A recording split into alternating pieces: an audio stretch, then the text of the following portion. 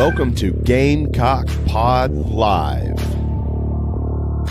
For the next 3 to 4 years, I'll be committed to the University of Gamecock. This is Rodgers again to the 25, 20, 15, 10. Rodgers scores! Jackie Bradley Jr. delivered for the Gamecocks. Lost it up, looking for Kaeli. Touchdown! Can you believe it? And South Carolina is sending shockwaves through the SEC. Frederick plays it in at the buzzer. That's a win! Unbelievable! I don't believe it! And now, live from Studio 54 of the Gamecock Pod Studios, here's the Cockfather himself, Keith Alsep.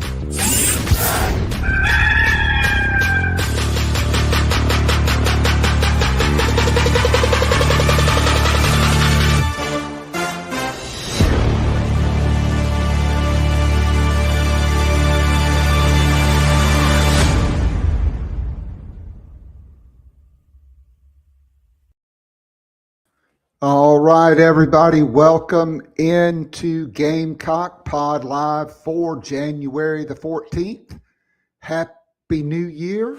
It is 2026. It is great to be back, and we have got a great show on tap today. It is transfer portal season. It is women's basketball season, and we will be joined by two of the very best today. Our good friend Alex Jones from thebigspur.com is batting leadoff as we talk Gamecock football as it relates to the transfer portal.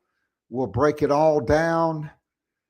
And then in the second half of the show, our good friend Lulu Kesin from the Greenville News will join us.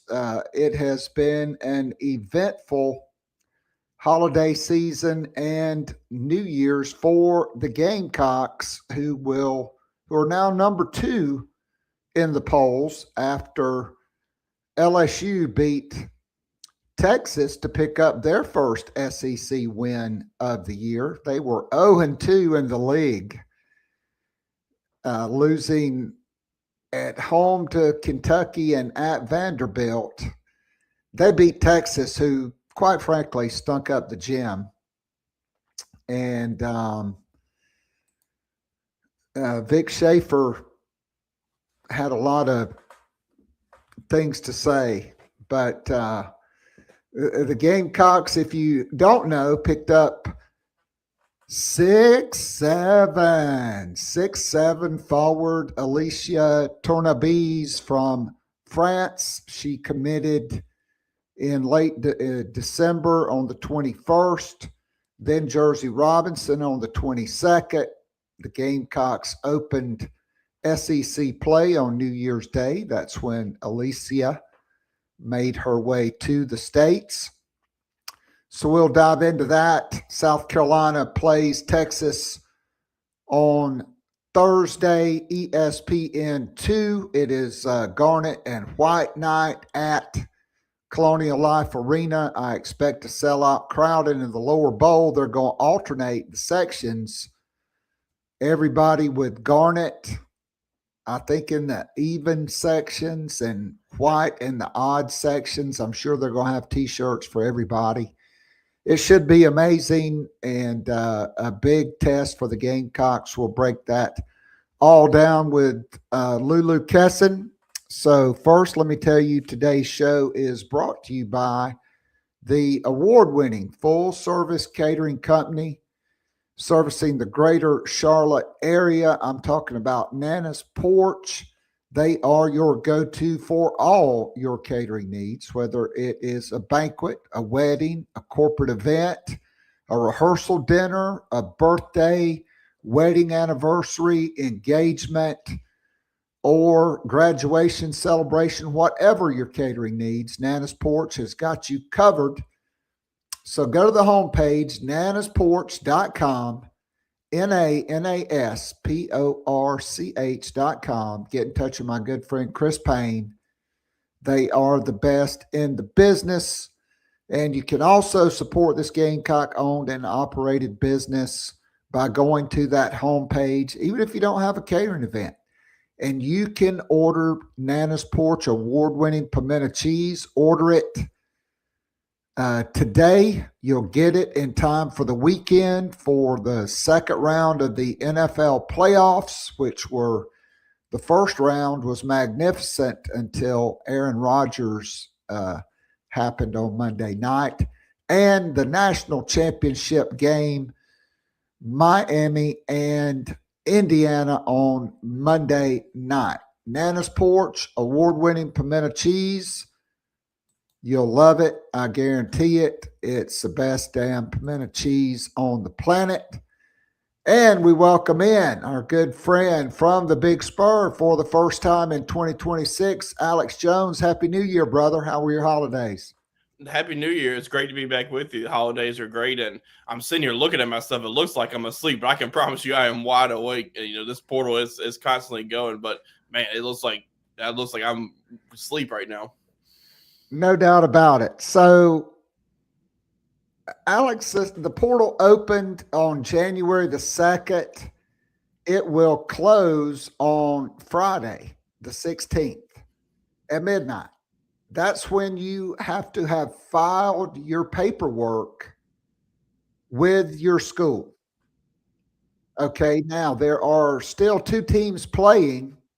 Their players will have an additional 5-day window after the national championship game, which is on the 19th. So that means the 20th through the 25th. So that's really when the portal is closed. I mean, I think there's already been a player that transferred from Miami to Indiana. That's kind of crazy. Yeah. And so the portal kind of got off to a slow start for the Gamecocks. The first few commitments kind of trickled in. And I thought there was some premature portal panic on behalf of the message board mafia.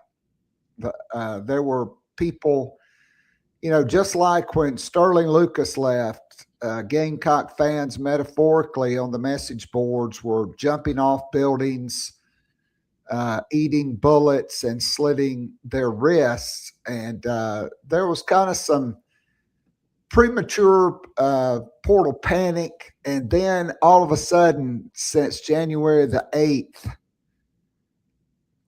it's just exploded. The Gamecocks on the 8th, 3 commitments, 4 commitments on Friday night, the 9th, 2 commitments on Saturday, 4 more commitments on Sunday to bring the total to 17. And I think first we got to start with the offensive line because 8 offensive linemen entered the portal. Okay. And the guys that entered early, I didn't really mind losing Nick Sharp or Boaz Stanley or Rodney Newsom. But, even Ryan Brubaker, that was okay. But Kason Henry, I understand there was a financial component. The guy's only been healthy 1 year. But I think it was kind of upsetting to see Trevon Ball go to Texas A&M and Tree Babalade to Nebraska. And then Josiah Thompson and Jatavius Shivers went in the portal. And I think there was some panic there. But now the Gamecocks have 6 offensive linemen, including the number 1 tackle by rivals, I think number 2 by the 24/7 folks in Jacarius Peak.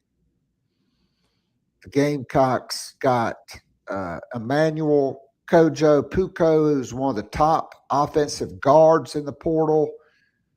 Carter Miller's a center that allowed 1 sack in 600 snaps at Central Florida, and they just continued to add, and I don't think they're finished. And so how would you assess the transfer portal thus far for the Gamecocks? Josiah Thompson has actually withdrawn his name from the transfer portal. That was reported just a few minutes before he hopped on here. So that's if you're South Carolina, that's good news too. There. Oh, that is tremendous news. Yes, just from a guy that's got that starting experience for 2 years, a guy that you saw what he could do as a freshman at South Carolina, being a freshman All-SEC guy, and with him, it could just be one of those things where. Maybe a fresh start under a new coach is what he needs. And sometimes that happens with guys. And you wonder what Randy Clemens can do with a guy like Josiah Thompson, because I'm interested to see just from a size perspective where they're going to try to get him to fit in on this offensive line. But, I thought that was big news this morning for South Carolina from an offensive line standpoint. And then just overall from a transfer portal standpoint, you have to like what South Carolina has done with these 6 offensive linemen being in the portal, plus what they could be adding to this room. Obviously the headline of this is going to be Jacarius Peak, who was in one of NC State's top offensive linemen for the past few years, and a guy that you have to imagine is going to come in and he'll have to obviously earn the job with a new offensive line coach, but a guy that's going to be one of your starting tackles, more than likely a left tackle, I would think, for South Carolina, depending on how things kind of shape out. But I think with what you've seen with some of these guys too, from a size perspective, in that 6'4", 6'5" type of range, it seems like Randy Clemens kind of has an idea of what he's looking for there, because these offensive linemen are going to have to be able to move to get under this Kendall Browse offense, get up to the second level from a blocking standpoint, but also with the tempo they're going to run and some of the deep shots you think they're going to take. These offensive linemen are going to have to be able to move, and I think you have to like what you see from Hank Purvis, a guy that's going to have 2 years of extra eligibility too, which is something that. When you look at what these linemen are bringing in, like a lot of it, you can tell they're going for experienced guys that have one more year of eligibility left, kind of just getting older in that room, getting more experience. You can see they're definitely targeting that. But I think you like Purvis, you like Miller, who's had some experience to it, that center spot. The guy that I'm kind of really intrigued with is Poku, coming from East Carolina, just because he's an all-conference guy, a guy that's been really solid at East Carolina. I think he's just a guy that kind of maybe will fly under the radar a little bit. He's a really highly ranked transfer, but really interested to see what he can do just because of the versatility he brings. A guy that played guard at East Carolina, a guy that's played tackle at East Carolina. So that's going to be really valuable to South Carolina on that offensive line, and he's really intriguing. And plus, I'm just looking forward to seeing what some of these offensive linemen who are set to visit soon, or including Tyleek Lockett from Texas State, who I think is a really good player. And you can see that by some of the offers in interest he's picking up while he's been in the transfer portal. Yeah, I think South Carolina, if you look up and down the list of guys, they're kind of following the Indiana model. Now, I'm not predicting South Carolina to roll through the college football playoff like Indiana has. Undefeated, beat Ohio State in a low-scoring game in the Big Ten championship game, but then blew out Alabama 38-3. Was that 50, 55 or 56 to Oregon scored late? Maybe it was 20 in that game, but that game was over at halftime. Yeah. I started prepping for a podcast. I just came in my office. South Carolina had already gotten 3 commitments. Nitro Tuggle broke, and then right when I released the podcast, that's when Dane Arnett from Ferris State committed, and so I missed him. So I'm really putting him on January the 10th. That's my birthday. I think that's Eastern time. So they got 3 commitments. But 5 of these 6 guys are 5th or 6th year players. Seth Smith, the latest addition. He is a 6th year guy at Northern Arizona that's made, I think, 26 straight starts. And like you said, South Carolina's not finished. Tellick Lockett, the not Miami native, his son Telly, his dad Telly Lockett, the longtime renowned coach at Miami Northwestern. I think Tellick may have started playing there and then went to St. Thomas Aquinas. And he redshirted this year. He played 4 games. I think it was kind of like a Michael Smith situation. He was a little banged up, wanted to transfer, wanted to weigh his options a lot. He could have gone to the NFL this year. I mean, his last 600 reps, 1 sack and 6 pressures. Yeah, I think he was the top graded FCS offensive lineman this year. Yeah, I mean he's a really good player. I mean he's getting interest from just about everybody. So LSU, Texas, I think are still fighting for him. So that's a big visit Friday and Saturday this weekend for South Carolina. No doubt. So I thought losing Vandrevis Jacobs was a big loss. Some people might think Brian Rowe was a big loss. I think there's a lot of Brian Rowe's out there, to be honest. The guy's 155 pounds, folks. I mean, he didn't break a single tackle all year. I realize he is a freshman. He's going to UCLA, where football coaches and players just go to die or transfer. Gamecocks pick up Nitro Tuggle, who's got to be one of the top names in the transfer portal.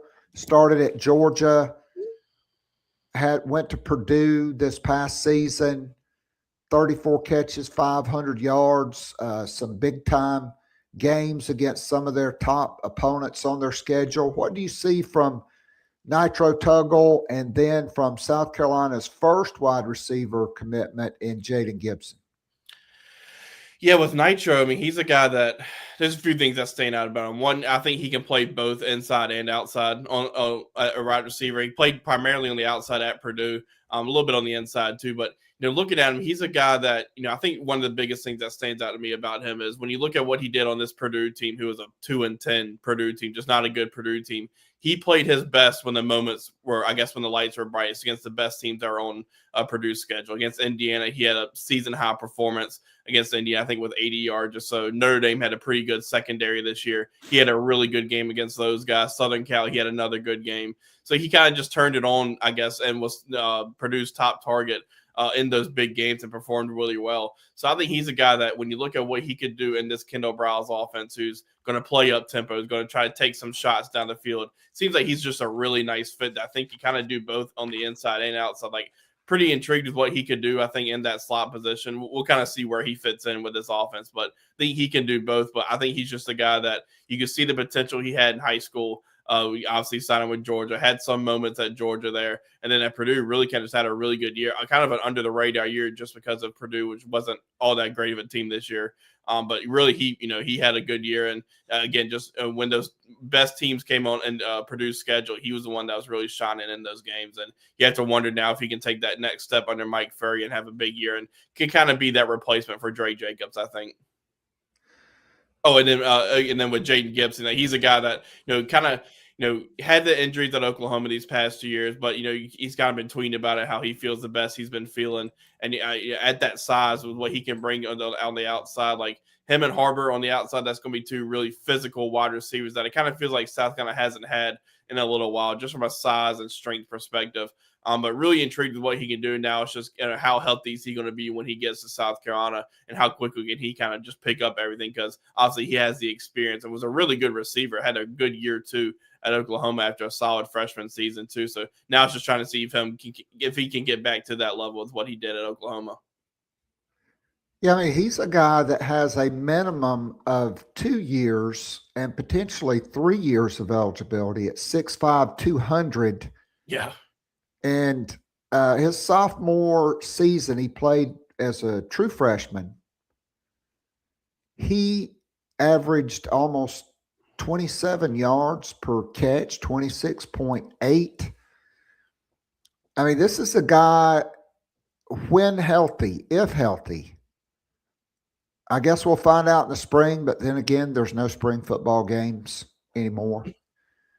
But really, an athlete, I mean, Nick Harbor is a straight line speed guy, but this is a guy that is a jump ball threat, a guy that can run every route in the route tree.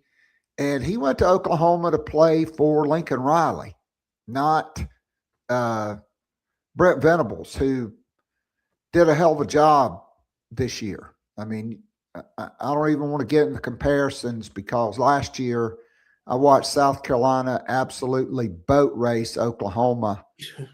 And the game was over 5 minutes in because their offense was so inept. But, he went out and hired a great offensive coordinator, and it looked like at least the first half of the season, John Mateer was going to be a Heisman candidate. And then I think the scouting report got out on him, and he never came back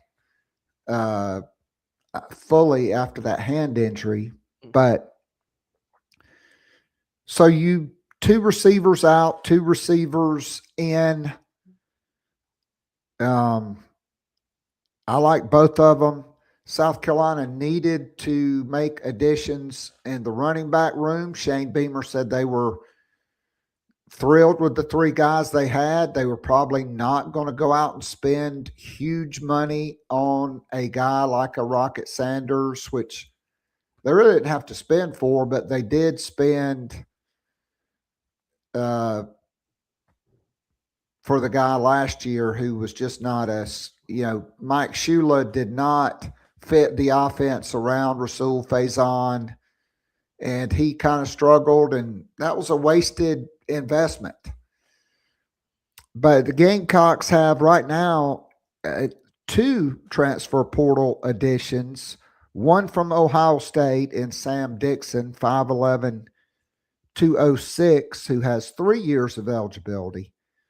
And a guy that I love, and as soon as Stan Drayton went to South Carolina, I started watching for this guy to go in the portal because I'd watched an interview with Stan Drayton back in preseason camp where he mentioned this freshman from Imhotep Charter in Philadelphia named Jabri Coleman, who was a consensus 4-star guy, and he said this guy is going to be special. He has it all: hands, vision, ability to run through tackles, ability to cut, just a natural running back. He just needed to add strength. Penn State had 2 Big Ten running backs returning.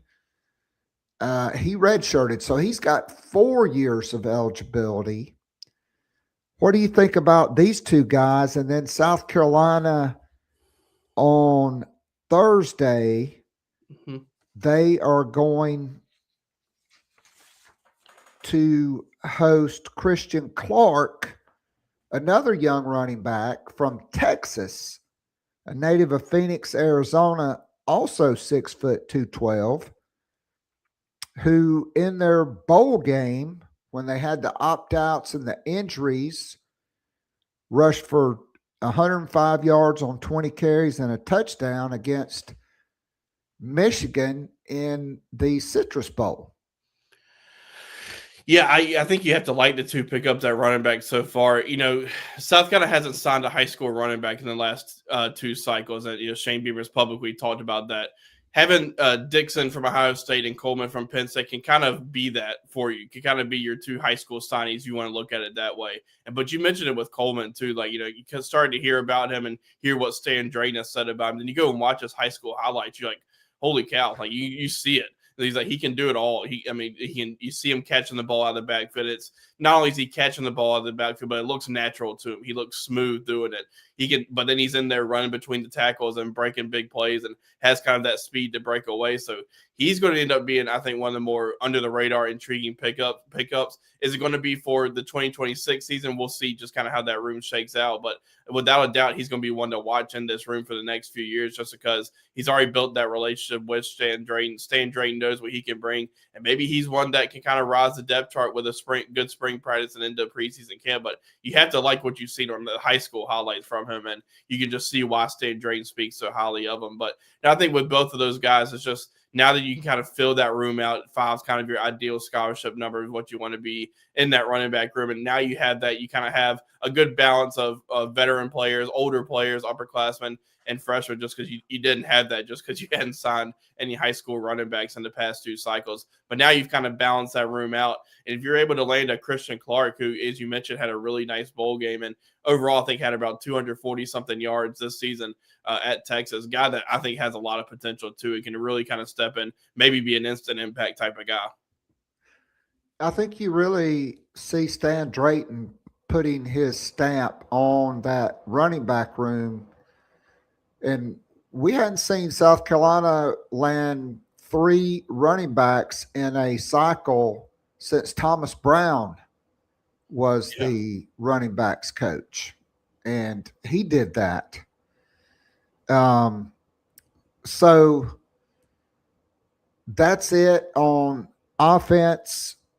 2 running backs, could add a third, 2 wide receivers, 6 offensive linemen. Tellick, Lockett, definitely a guy to pay attention to. And then, so with Josiah Thompson coming back, South Carolina is involved with a very intriguing younger guy, Dara Adeyemi, 6'8", 300, from Nigeria, grew up in England, is at Bucknell in the Patriot League, started as a defensive lineman as a true freshman. They moved him to offensive line the second half of the season last year. And so he's got 3 to play 2. He'd kind of be like a JUCO guy, but a younger player. And because it's the Patriot League, I don't even know if it'll count in his eligibility with, because of Diego Pavia. I don't know. I guess that's FCS, the Patriot League. What are your thoughts on this guy? Because to me, with Josiah Thompson coming back, that essentially makes it almost a wash. And I like all the guys they brought in. If you could add Tellick, Lockett, he's another 1-year guy. I think you only signed 2 high school linemen in this class, in Zion Giles and Darius Gray. Anthony Baxter. You did. More of a developmental guy. Yeah. But I think if I could get this guy, and he's gotten a lot of offers, and I think he's scheduled to visit. I know I read that somewhere this weekend. I think if you could get him, that would really be a nice guy. Maybe you could redshirt him and allow him to grow into being an SEC player, 6'8", 300, a long wingspan. What are your thoughts on this guy? Yeah, I think he's a real good player. And, I think if you have the chance to get Lockett and this guy, Dara, I think you have to take both of them just because of the talent that they can bring. And you can never have too many bodies in that offensive line room. And you mentioned just with his eligibility, with having at least a few years left, like that's going to be really helpful for that room, who has kind of added a bunch of guys who are kind of 1-year guys. But he's a guy that since he's entered the portal, I think it was like January, I think maybe the 9th or 8th or somewhere around there, he's racked up a bunch of really good offers. Like he's got Alabama offers, he's got Auburn offers, a few more SEC offers. Like he's obviously, you can see that the talent is there. So, trying to find out more about a potential visit with him, see what we find out there. But if you got a chance to get both of those guys, that's just going to add to that room and add the depth to that room. But then more importantly, under a first-year coach back at South Carolina, Randy Clements, that's going to be a lot of competition that's going to be going on in the spring that you would hope would bring out, the best 5 come game 1. So I always thought the best case scenario, because I have a great contact close to the Thompson family, would be if Josiah came back. Jacarius Peak, his first 3 years at NC State, he was a right tackle. This past year, he played left tackle. if Thompson, has a great offseason, and you had Thompson at left tackle and Peak at right tackle, that, gives you the flexibility of maybe moving Shed Surratt back inside to guard, Telic Lockett, Kojo Poku at guard, Nolan Hayes back at center. You got Carter Miller. I mean, I think there's a lot of intriguing possibilities for this offensive line. Yeah, that's why I think this Thompson news could be huge if he does indeed in this offseason take a step forward under Clements, just because I think he thought about Peak being maybe right in that left tackle spot prior to Josiah Thompson coming back. But now with Thompson coming back, now they can give you, if things go the way you kind of hope they would go, that's two really solid tackles who have experience in SEC and Power 4 level. And then on the interior, it feels like you're now starting to kind of build a lot of guys for that spot, potentially with a Lockett if you come to South Carolina. But then you got Carter Miller, you got Hank Purvis, who we mentioned before has 2 years of eligibility. You got Darius Gray coming back, who kind of feels like played just about every spot on that offensive line. So it now feels like, if they're able to kind of close on some of these guys, but even if, they don't, they've built pretty solid depth in that room, be it with just the upperclassmen and from a depth standpoint as well. So I really like Dane Arnett. I mean, the guy's won 3 national championships. Okay. He's played offensive tackle. He's a 5th-year guy. He's from another guy from the Midwest, along with Hank the Tank Purvis, who's 6'5", 360 from Purdue. He's the only guy that has more than 1 year.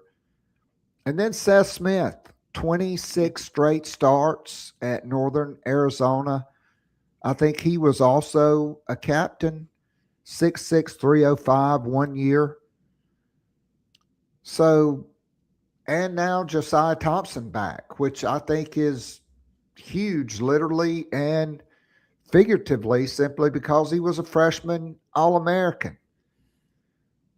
So moving to defense, you got Jordan Davis, which was a big hit early, a 4-star guy South Carolina recruited. Then Georgia, it seems like they come in on every defensive tackle the Gamecocks recruit out of high school. He spent 2 years there. He's coming in with 3 years to play, 6'5", 315. Then you add another 5th-year guy, a familiar name in Tomiwa Duro Jaye, who started at Kentucky. Jimmy Lindsey didn't want him. I'm glad that guy's back at Western Kentucky. That's probably where he belongs. Went to West Virginia, then Illinois, where by PFF he was 3rd team All Big Ten. Played a lot, was very productive up there in that league, 6'5", 300.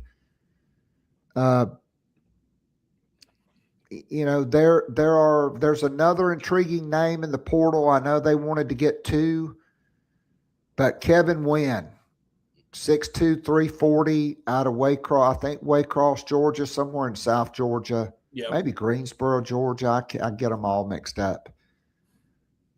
We followed him, even though he committed to Florida State. We followed him all the way to signing day. It looked like he was going to flip. Then he didn't.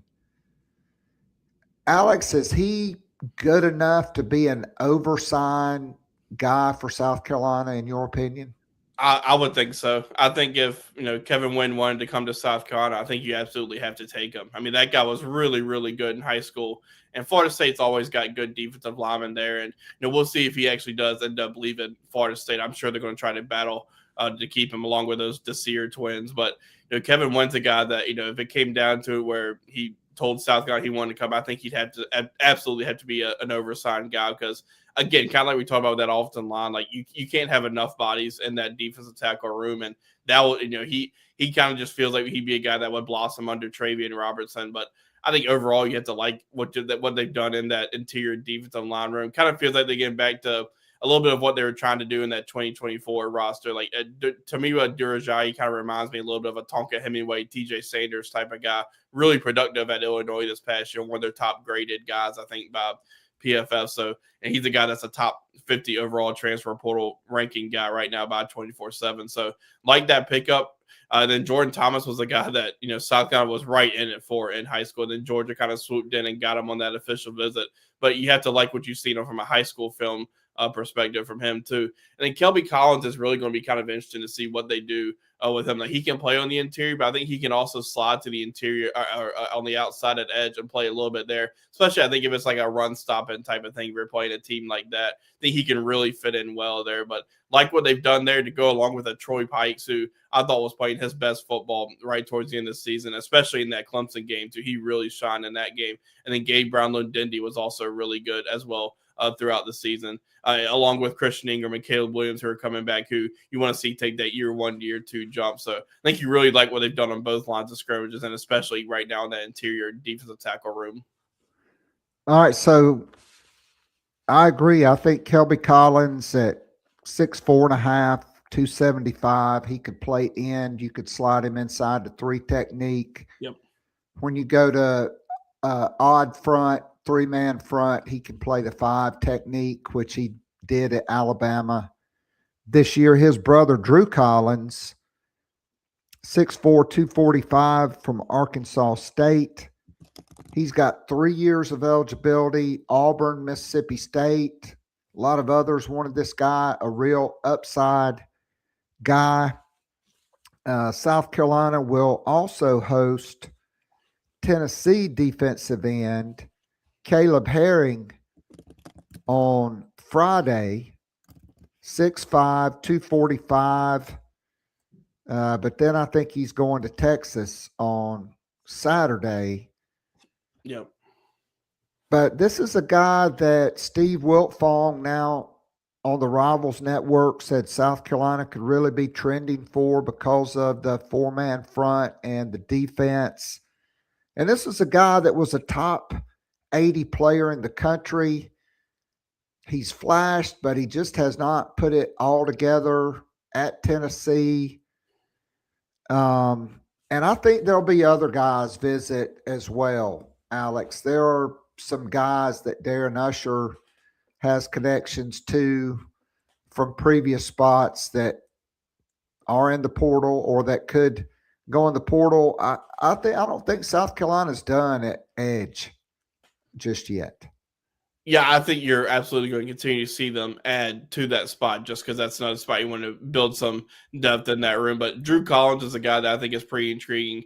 We'll see if it's for that 2026 season. Maybe he can come in and be an instant impact type of guy. But he's continued to grow physically since being in high school. Like I don't remember what his exact height was in high school, but he keeps getting bigger and stronger and put up a solid freshman year at Arkansas State. So I think that was a nice add there for the future and maybe even now. But Herring's really intriguing just because you can see the potential is there. As you mentioned, maybe just hadn't quite flipped that switch yet, but you wonder if, playing on the opposite side of a Dylan Stewart who, past 2 years of guys who have played opposite of Dylan Stewart have put up their best seasons statistically with Kyle Kennard winning Defensive Player of the Year, the Bronco Nagurski Award, and then Brian Thomas having a really good year this year statistically too. So you wonder if that can be something that helps him kind of flip that switch with the attention Dylan Stewart's going to get. But yeah, that's also intrigued to see what else kind of comes about in that room from a visit standpoint. Obviously, you still got all these other schools like in the playoffs who are seeing some guys get into their portal. So edge is definitely going. Tight end and edge is going to be the 2 spots to really kind of watch to see what they do here. No doubt. So the Gamecocks got Quay Scott, which I thought was really big. I think he could plug in right at that nickel spot. Actually, PFF rated him higher than Jalen Kilgore. And the Gamecocks got a kicker. I've been begging for that for like 3 years. Well, I really think the last 2 years they got a kicker, Upton Belenfant, who started Alabama. Pete Limbo recruited him. Then he played for Pete Limbo. Then he went to Texas Tech. He's a 1-year guy. So certainly it's going to be a wide open battle there, but a guy that's 21 for 24 all-time field goals with a long of 52 or 53 yards.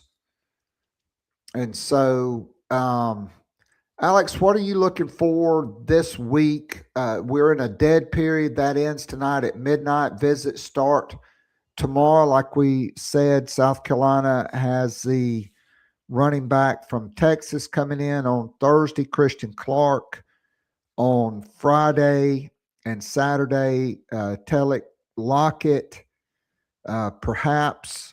Well, Friday, Caleb Herring, Dara Adeyemi, and I mean, there's got to be some tight ends somewhere. Yeah, you have not to mention the batshit crazy story about Michael Smith. Yeah. I think he needs to get a lawyer, but since that was VIP information and just released, you'll have to go to the Big Spur to check that out. Yeah, crazy stuff there. But from tight end, yeah, I think that's a room that's going to be one to watch, see how it kind of fills out. So, yeah, just because they are in on Spencer Merman's a little bit, but he's going to go to Georgia Tech, a guy was one of the top rated blockers by PFF from a tight end perspective. And obviously you had the Harris stuff yesterday where it kind of looked like he was visiting, but now he's not visiting. So we'll see with that tight end room to see what names pop up.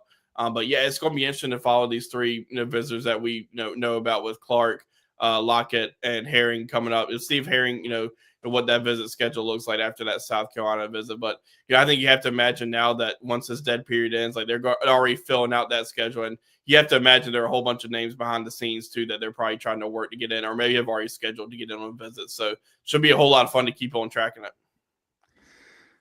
No doubt, Alex. I can't thank you enough.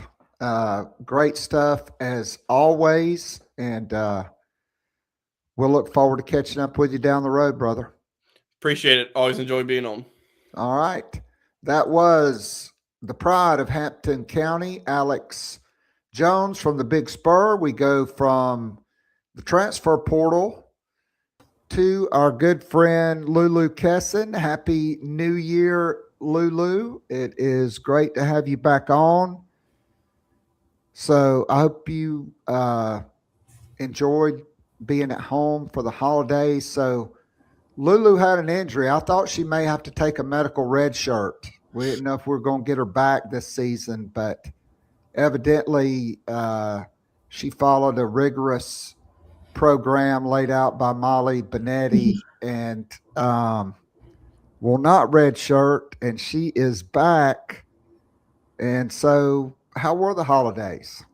Yeah, thanks for having me. I know it's been a while. They were good. I got to go home, which was really nice because home is pretty far and not that easy to get to. As you know, I'm from Massachusetts. It was good. It was a busy December. It's, you never really get, it doesn't ever really feel like you get a full day off in the holidays, just given the crazy schedule, and obviously adding a player to your roster on December 22nd changes some things, and then adding a 5-star recruit the 23rd. But all good stuff, all stuff I love to cover, and happy to be back and excited for sort of what's to come in 2026. So I'm so glad you mentioned that, because that's the first two things I want to talk about is Alicia Tournebize made her announcement that she was leaving her French team. Then she had signed with South Carolina. 6'7". Oh, goodness. 6'7". And Lulu, I've got to say, you've followed this recruitment. I've followed this recruitment. We, thought maybe she could sign in the early signing period, but there are a lot of schools that are going the international route and bringing players in mid-year because a lot of them are playing club ball. And, at first, everybody listed her 6'4". I think it was the weekend she made her official visit, and I was like, I just talked to somebody that saw her, and they said her mom said she's 6'7". You said you saw her, I guess maybe from the press box, but that she looked way taller than 6'4". Then we find out she is 6'7", and I have to say, I don't think I've ever seen a women's basketball player with her skill set at 6'7". I mean, she's literally has the skills of a wing player. Totally. Yeah. And the whole thing was sort of funny because as much as obviously Dawn Staley's word and what she says is very valid, she was like tweeting that she was 6'7", and all of us had to go off of the FIBA roster at the time. So we're like, we understand she's taller than 6'4", but like we can't credit Dawn Staley for a measurement on the height. But luckily that's all sorted out. But exactly to your point, yeah, I've watched a ton of her film from obviously FIBA, the like U18 tournament. It's sort of hard to get a full read on her, but from what I've seen, you're exactly correct. I mean, she runs like a guard. She dunks the ball, obviously, but like her shooting form is almost perfect in my eyes. It's sort of a very quick, fluid release that you don't see from a ton of forwards, just because when you shoot, such few shots from behind the arc, you kind of don't have the ability to get into that rhythm so quickly, but she does. And I think that regardless of sort of where Dawn puts her on the floor, she's going to make an impact, just because you can't leave a 6'7" player unguarded. And so if she's out there with a Joyce Edwards, it's like, okay, if she's scooted out towards the elbow and Joyce is working in the post, you're going to have to pick between, okay, do we double team a player who averages 20 points per game, or do we leave this player unguarded who can probably knock down a shot? It's 2 points either way, maybe 3 if a foul. So I just think she's going to bring so much to this offense, especially being so different from what Medina Okot brings. And that's no knock to Okot. Okot's a traditional center, and she's playing well with Joyce Edwards, but I asked Dawn, I was like, hey, like, what does it mean having somebody that brings that height but can really play outside? And she was like, it's a high-low game that we haven't had in a few years. And I just think that it's going to elevate the offense so much. And I'm very excited to see how she plays. I think, obviously Dawn was honest, like she'll have to get into the weight room a little bit with Molly and the strength and things like that. But like, it's not like Chloe, where Chloe came from high school early. This player has played professional basketball. Like, regardless of how many minutes, she knows the routine and what it takes to be successful in the game. And I think that's going to translate over well, even though it's much different from the college game. And she is a 3-level scorer. She dunks with 2 hands. She can take you off the dribble. She is excellent in the mid-range. A perfect form as a 3-point shooter. You brought up Medina Okot, who leads the nation in double-doubles, who's really dominant. But the thing I think Medina Okot can learn from Alicia, or Allie, as she wants to be called, Tournebize, is when she catches the ball. I've only seen one other player, and bear with me here. I coached Kevin Garnett when he was 16, okay, on an AAU team. I'd never seen a young big guy catch the ball high and never bring it down below his head. And Alicia is the same. I've seen so many post players, men and in the women's game. And Medina Okot, I think, is as dominant as she's been in some games. She's still just scratching the surface of her potential. But if she could just learn, and if South Carolina's guards could do a better job of throwing the ball to where she's the only one that can get it. There's still too many low passes, which drives me nuts when I'm watching the games as a coach. She catches the ball up here, Alicia does, and she never brings it down. She just goes up and shoots. And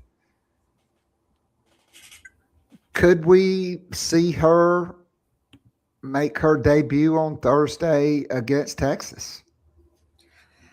Honestly, I know it sounds crazy, but I feel like signs sort of point to yes in my head. These are kind of like my thoughts, and I'm not going to sit here and say that, and like these are Lulu theories. These aren't like sources in my ear. Like I'm not sitting here saying that Dawn is playing mind games with Vic and that's all she thinks about. But the pros of saying she might play on Thursday are you're telling a coach to scout for someone that you might not take off the bench, and that's added work. And two, Dawn might have seen her practice twice and been like, holy beep, she can play. I'll give her 10 minutes against Texas. We don't need to warm her up for anything. Like, we haven't seen her play with the South Carolina system. So Dawn might know something that we don't know. And it might be a good thing. And it might be something that, okay, hey, she's getting 5 minutes off the bench. Hey, she's getting 10 minutes. I think regardless of who is in, Dawn knows that like they have to play exceptional defense. If you give Texas's post players time to sort of capitalize on not having Okot or Edwards in the game, like that's where the game could kind of get tricky.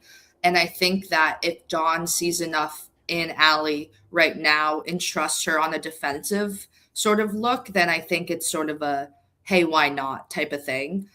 But I also think it might be, I mean, look, I'm not the one giving her a pregame speech, but I think Dawn would make it pretty clear, like, if you play in the game, regardless of what happens, it's not your fault. Like, we're not putting you in here as this X factor that, like, naturally needs to, you know, carry and be the difference maker from the November game to now. Like, I think Dawn knows exactly how to handle the mental sort of transition for her. And if she feels like she's good enough to put in, I don't think Dawn's doing that sort of to, like, throw anyone off. I think she's doing it because she knows she's good. I don't think, though, she's ever played in front of 17 or 18,000 fans, which I anticipate will pack Colonial Life Arena. But I agree. Like, even if you're waiting until the next game for her to play, to throw that out there, which I know you guys after practice today will get the media availability with Dawn. I'm sure whoever gets the first question, which is, I guess, Dave, maybe he'll ask that. There's no telling what Dave will ask. But I agree. Like, as a coach, even if I'm not playing her, I'm mentioning that just because that's something extra you have to prepare for. Plus, I think she can slot with Joyce or with Medina, Okot, or you could play all three. I think with Oldacre, you know, Okot's got to stay out of foul trouble, but I also think Adele Tack is starting to come on, and she's got that big body that, you know, can give you 5 fouls against Kyla Oldacre. So that was huge news. Alicia showed up after South Carolina beat Alabama on New Year's Day, which was also kind of viral. So on December 22nd or 23rd, I've lost count now, on NBA Today on ESPN2, Jerzy Robinson went on national television wearing garnet and black. And you and I, we kind of talk offline. We, I think, have known for a long time this was going to be South Carolina. She wanted to make it on national TV. I mean, this is a player that, as a freshman, led her team in Arizona to a state championship. Nike signed her when she was 15 years old. They moved her to California, to Sierra Canyon. She was ranked the #1 player in the country in her class for a good bit of time. ESPN dropped her all the way to #5. Most scouting services have her in the top 3. But she's 17 years old, and she just turned 17 in September. She's young. I mean, she's played 16 and under for Team USA and was the MVP of the FIBA World Cup, the youngest player ever to be the MVP. Then the next year, as a 15-year-old, she went up and did the same thing for the 17 and under. This year, as a 16-year-old, she went up and played 19 and under when she could have played with college players. She could have played 17 and under again and probably been the MVP. But she's a big time player, and physically, she looks like a college senior right now, and she's 17 years old. And this gives South Carolina their first 2 high school signees from the state of South Carolina, and the top 2 players in California by everybody except ESPN, who has Walesko, who's coming off a ACL tear. But everybody else has Jerzy Robinson 1 and Kaeli Wynn 2, both signed with South Carolina.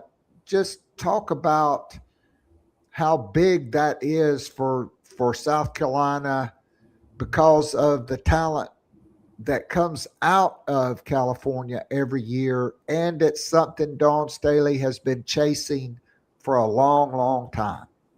Yeah, I think the last sort of few years, when you look at recruiting, especially in the women's basketball side, like the portal has had an impact, and you sort of look at where players are compared to how they were in the portal rankings versus how they were in the high school rankings. And I think that Dawn has always been incredible, obviously, at recruiting out of high school, but has also been sort of this destination for transfers. And so when she's sort of building a roster, you look at, okay, how many spots realistically do we have? And then you bring in the whole NIL rev share aspect, rev share specifically. It's like, she's basically said, I can't have 15 players on my roster with rev share now. That all sort of plays a role when you have these really big time high school recruits, because there's a lot of agency there. There's a lot of what they want, and they have a voice, and they're able to sort of put money to what they want their future to be.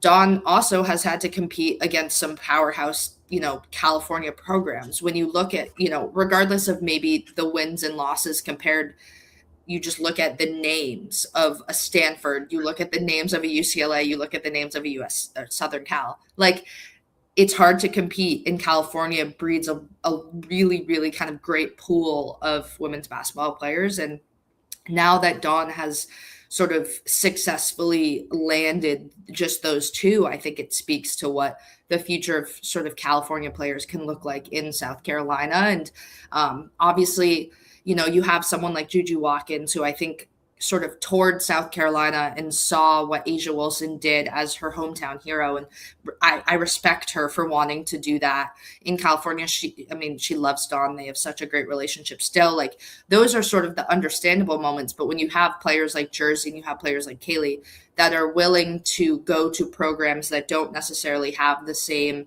like geographical hometown pull, it really expands the interest for everybody else, because they see a player who went somewhere else and did incredible things. And it wasn't just somebody like a Joyce or like an A'ja, somebody that has pretty, hard ties to the South and to South Carolina. It's somebody that's willing to kind of take the risk and play elsewhere, knowing that their game sort of speaks for themselves, and they're going to absolutely elevate, the next 4 years of South Carolina basketball. I have no doubt about that. So ESPN does not rank international players in their rankings, but after Jerzy Robinson committed, Alicia Tournebize signed because she is an international player and not subject to the early signing period.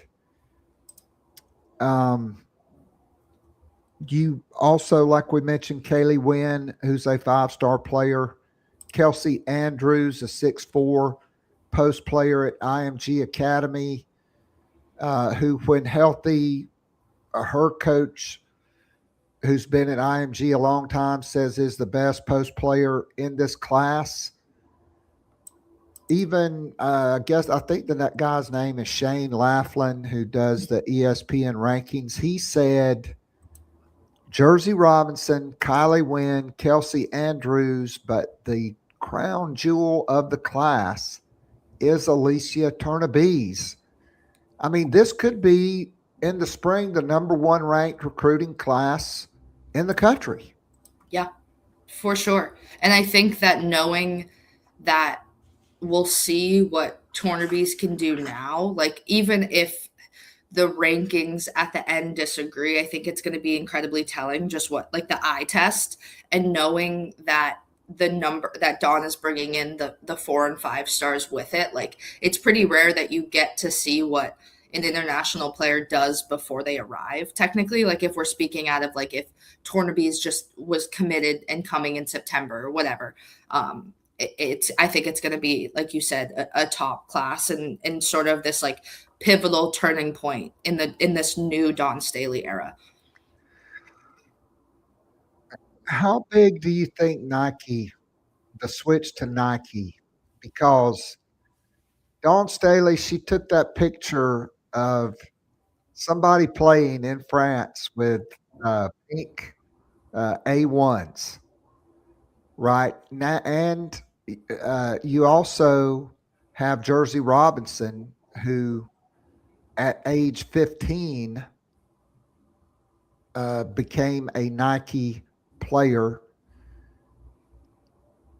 I just think this is going to be huge moving forward. South Carolina will debut the A2s. Dawn mentioned at her press conference about wanting to have a player to take home when South Carolina opens the season next year in France, debuting the A2s, debuting the Nike women's Olympic pattern uniforms with a star-studded roster and a 6'7" player from France, and potentially Medina Okot, who I do believe wants to come back and will come back. She doesn't want to be a late first-round pick. Plus, with this WNBA collective bargaining agreement, there may not even be a season this year. Chloe Kitts will be back. You know, you wait to see what happens with Ashlyn Watkins, but next year the front court could just be, they could just run at you in waves. And that could force a Joyce Edwards or Chloe Kitts or even Tournebize at 6'7" to play on the wing at times. For sure. The future of South Carolina is quite bright based on just what, you know, we've seen so far, and who knows what will happen with the portal. Like, you can never be too sure nowadays, but I think, you know, not to look too far ahead, because South Carolina, I think, can accomplish a lot of great things now. But you look at what Dawn has already done this offseason, and it's incredibly impressive knowing that the league and, I mean, the SEC and just college basketball in general, like everything's getting more competitive, I think, in a good way. I think the SEC is more competitive now, and I think that other conferences are stronger. And it's going to be interesting to sort of see what this sort of like turning wave looks like for a Dawn Staley team that hasn't, you know, just in the past. I think I'm right off the top of my head, but like, she hasn't had this big of a recruiting class in terms of the number of people she signed in a couple of years. I think the last few years it was 2, 2, and 2. And so to think about sort of, you remember the era of like the Bree Hall, Raven Johnson, Sanaya Fagan, and it sort of feels like that chapter is kind of like having its own form this year based on what she's bringing in and how many she's bringing in. And before that, it was the Freshies, which was 5. Yeah. So, yeah, I mean, really 4 players in this class. and you've seen it from Agat Makir, so talented. And with Tanaya Latson having that ankle sprain and missing time, I think that was really good for Agat Makir, a.k.a. Gotti, as they call her, who's 6'1". I mean, her wingspan's got to be 6'8", at least. But just very talented, very explosive, good on the defensive end, which I think will be big. Because I thought in that first game against Texas, South Carolina missed having a Breezy Hall. And I don't think Makir is to that level yet, but I think in spurts she can be effective guarding Madison Booker. Obviously, this is a rematch game. South Carolina, their only loss 66-64. They missed a lot of layups and some critical free throws and allowed Rory Harmon. Raven Johnson's got to fight and not switch on that, I think. But Vic Schaefer, just by the way, he wins this week's and the first 2026 Dick of the Week award here on Gamecock Pod Live for his comments after losing to LSU. I don't know if I'd violate YouTube's copyright. It's about a 3-minute rant, which was really set up, kind of like Dabo Sweeney's rant several years ago against South Carolina when they were in the midst of losing 5 in a row. Vic Schaefer said the league had a vendetta against Texas, and it just really wasn't fair, and it had a stench to it that, hey, the league's a bear. It's bad enough you got to play 16 games, but I get to play at LSU and at South Carolina back to back, and nobody from Texas is saying anything, which was really a shot at Chris Del Conte, who I wouldn't take a shot at personally if I was him. But, I mean, hey, Vic, okay, a couple years ago, South Carolina played UConn, Tennessee, and LSU like back to back to back. And if I do recall, LSU was winless. They were 0-2 in SEC play. They had not beaten anybody with a pulse outside of Duke, which was not playing like Duke is playing now. And I mean, to say the league has a vendetta against Texas and it has a stench, and poor little me, Vic, you've been in the SEC for 25 years as an assistant and as a head coach at 2 different places now. Okay, you had to play Kim Mulkey plenty of times when you were both in the Big 12 at Baylor, and she kicked your ass on the regular. Dawn Staley has owned you. This is nothing new. He gets a pass as being passionate and sticking up for his team. But if Kim Mulkey or Dawn Staley would have gone on a 3-minute rant about that and whined about, I had to play South Carolina twice last year. This year I got to play LSU twice. And LSU and South Carolina, they both got to play Georgia before they played us. I mean, Texas was picked to win the league. Why a 3-minute rant? I mean, very petty, and I just don't get it. I mean, and then to say, well, that's what you signed up for. Well, if that's what you signed up for, why are you crying and whining about it for 3 minutes? Yeah, I'm sort of just of the belief that it's bad karma to publicly say that any game is easier than the other. And like, I know that sounds dumb, but like, yes, of course, betting odds and on paper, South Carolina should beat Arkansas. Like that, yes, I'm going to acknowledge that. But I also just think assuming that any game in the SEC is easier than another, like, of course, a top 5 matchup is different than South Carolina versus Georgia. I just think it's sort of like bad voodoo and bad energy in a league where I'm not saying you have to support one another and hold hands and do cheers, but I just think it looks sort of odd as a coach to point out that one game is so much easier than the other, because any given day anyone can win. Like there's no guaranteeing anything. And I think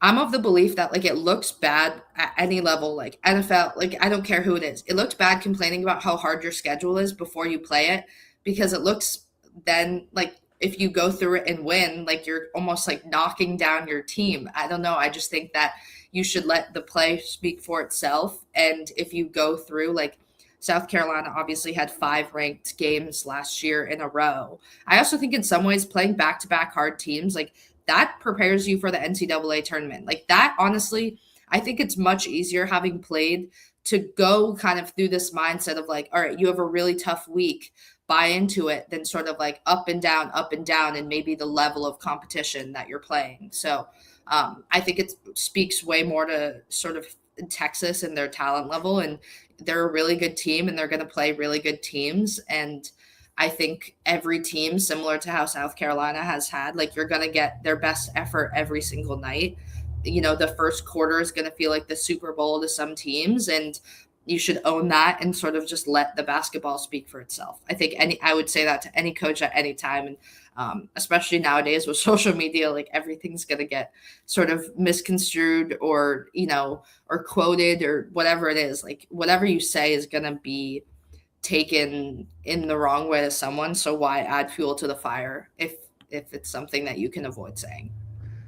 I mean, all we have to do is look at LSU. They were a top 5 ranked team, and they lost at home to Kentucky and then went to Vanderbilt and lost. They started 0-2 in SEC play. I can only imagine what Vic's postgame will be like if Texas does not win. And this is a tough matchup for South Carolina.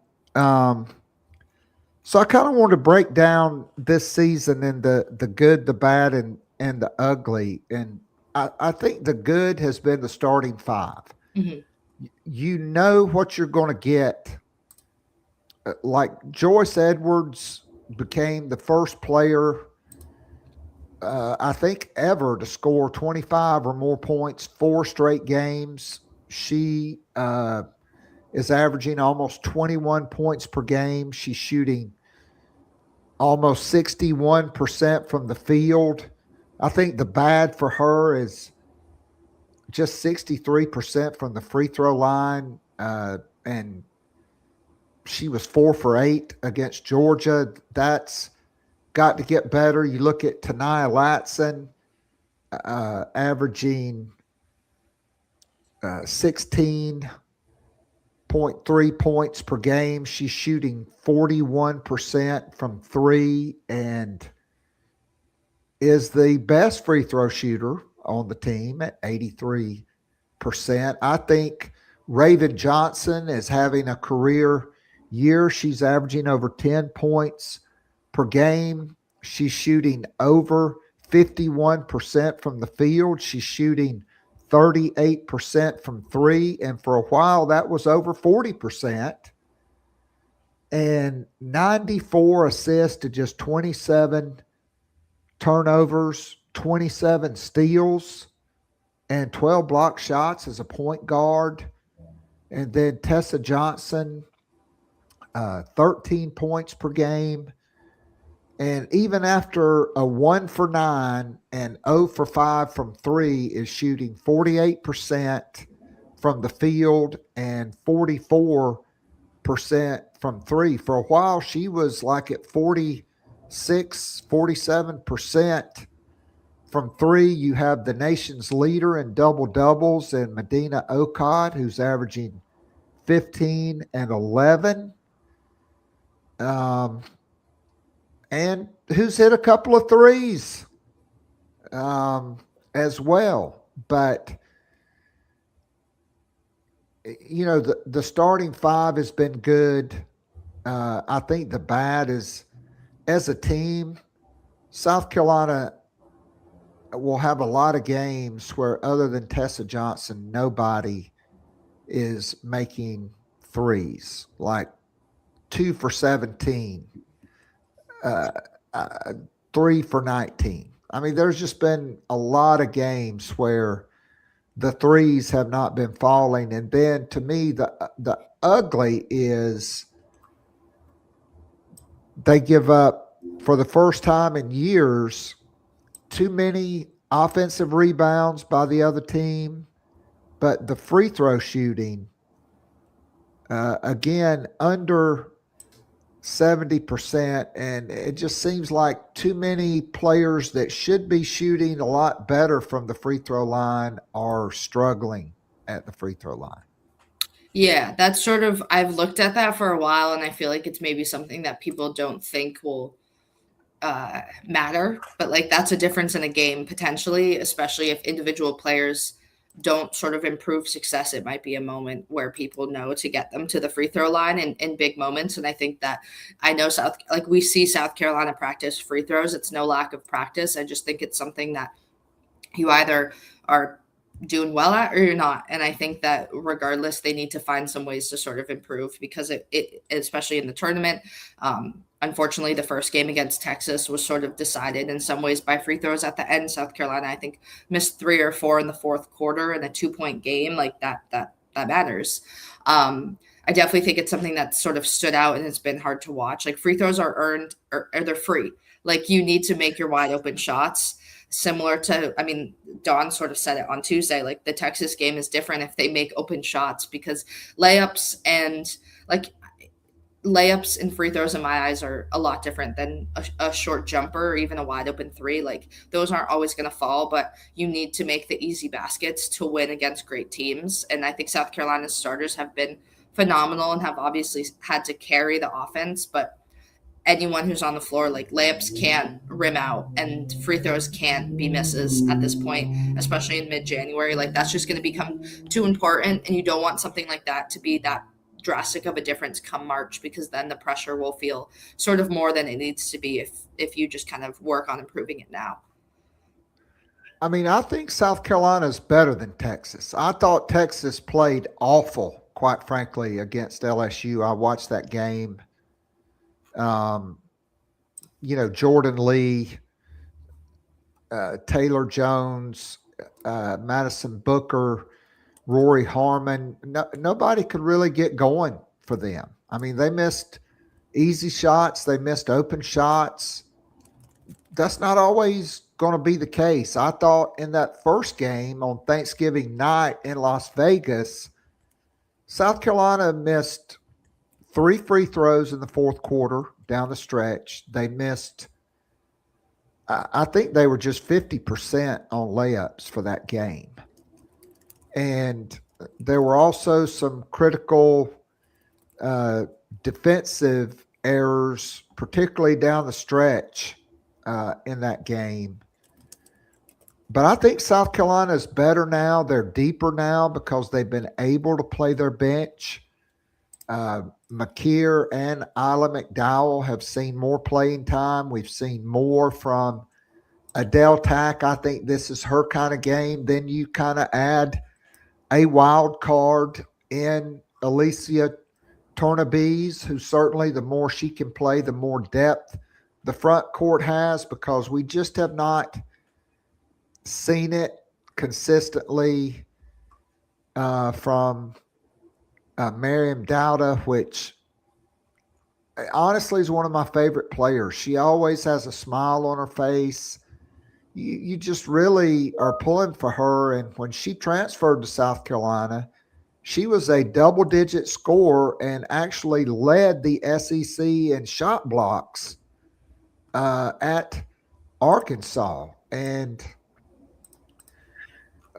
I think it's going to be big literally and figuratively, to see what Tournebize can add. And, this Texas game at LSU, if South Carolina wins these games, that's going to give Texas and LSU 3 conference losses. That could wrap up another regular season title for Dawn Staley and the Gamecocks. Yeah, this game has huge sort of seeding and just postseason implications, and speaks a lot. Obviously, rankings kind of matter, but they're the current and weekly rankings, things like that, don't compare to what this could do for the 1 versus 2 seed in the tournament, both NCAA and SEC tournament. So I do think that South Carolina, they lost by 2, playing pretty bad. They didn't play a great game in Vegas. And I think that one thing about a Dawn Staley team is that, you can look at what UConn did against them. I don't think the UConn was any lack of preparation. UConn just was a better team last year. And so I do think one thing about a Dawn Staley team is they're going to be prepared. They're going to have the mental, they're going to know what this game means from a mental standpoint. It just sort of, I think, goes up to what team sort of shows up in terms of knocking down shots, the easy and the hard, and how good their defense can be. Because you can't really, the thing about this Texas team is it's hard to help, because Rory Harmon is now shooting a little bit better than she did last year, but she's also facilitating at a high rate. She's not going to turn the ball over.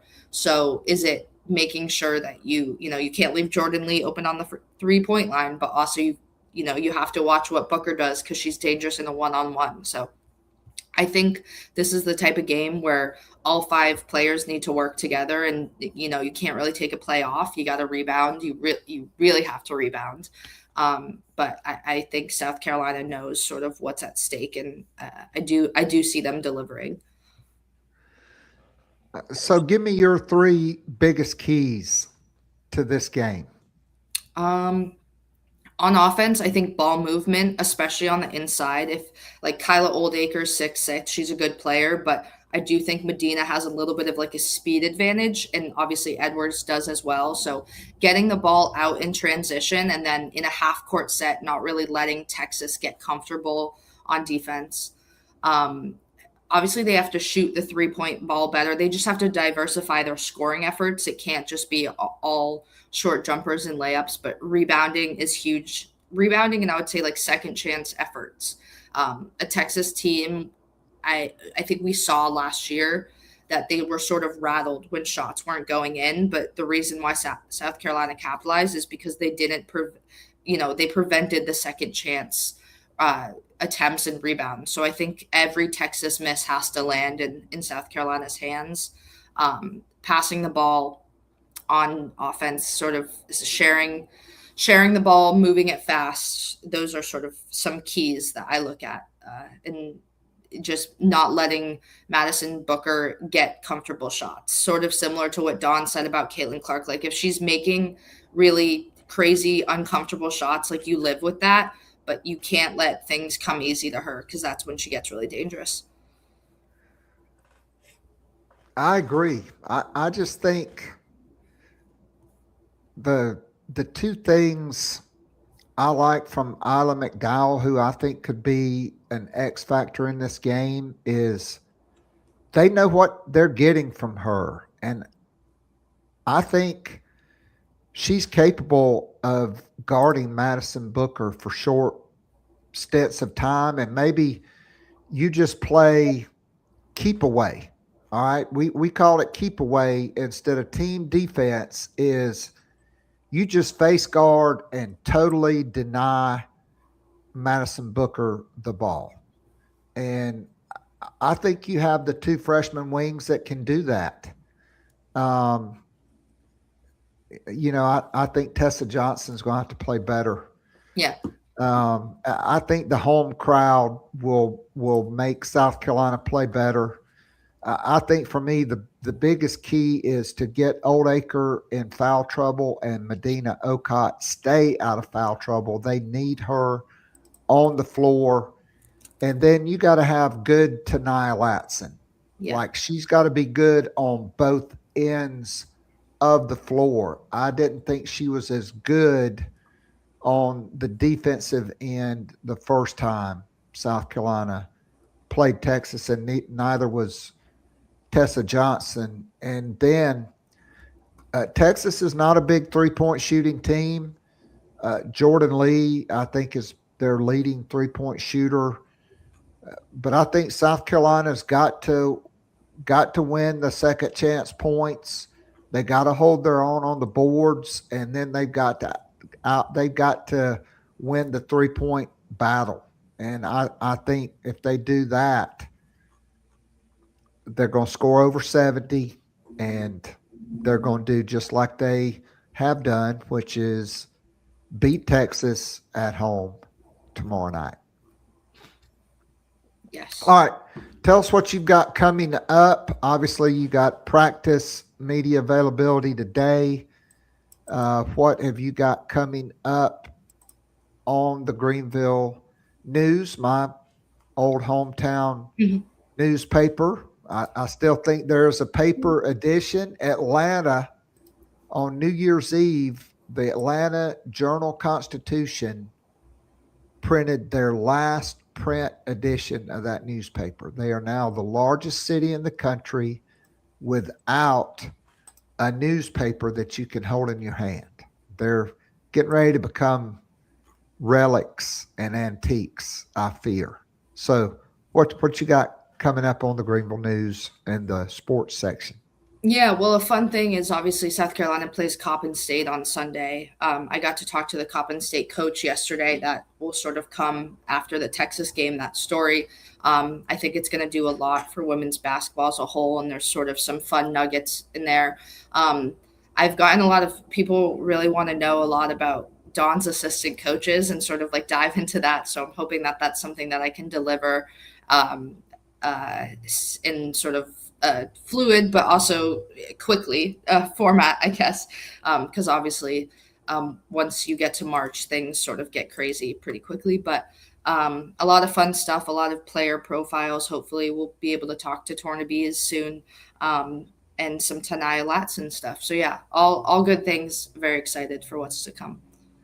And your network, the USA Today network, has Joyce Edwards as one of the 10 midseason All-Americans.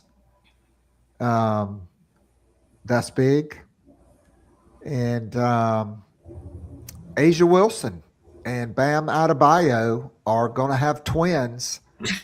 And I think any coach in America, so my good friend John Smith, who was the head coach at Great Falls when Danny Strong played there. I coached Danny in AAU. We coached together. We competed against each other in the same conference during the season. Allison Feaster was his girlfriend, and we used to always joke, man, I'd come out of retirement to coach their kid, because that is like top 1% in the world DNA, especially if they had Allison's mind. She was an honor student who went to Harvard. Danny went to Spartanburg Methodist Junior College. We that was kind of divergent paths, but Bam Adebayo and Asia Wilson, I mean, we are seriously, I don't care if it's a boy and a girl, two boys, two girls, there will be unbelievable recruiting battles. I can only imagine what the NIL will be like 18 or 19 years from now. But big news for her, and big things happening for Asia Wilson all over the country right now. National TV appearances, more commercials, and I guess we'll miss the WNBA if they don't play, but I don't think she'll be playing this year anyway. Yeah, we'll have to see what the whole WNBA stuff and all that sort of turns out to be. I've been trying to follow it as much as I can, but a lot of chaos either way. No doubt. Well, enjoy the game tomorrow night. Enjoy the crowd. They're going to have a garnet and white game with alternating sections in the lower bowl. I'm sure they'll have T-shirts for everybody. It should be a big time. It's on ESPN2. I'm sure we'll probably have Ryan Rucco and I don't really like to say her name, former UConn post player doing the color analysis.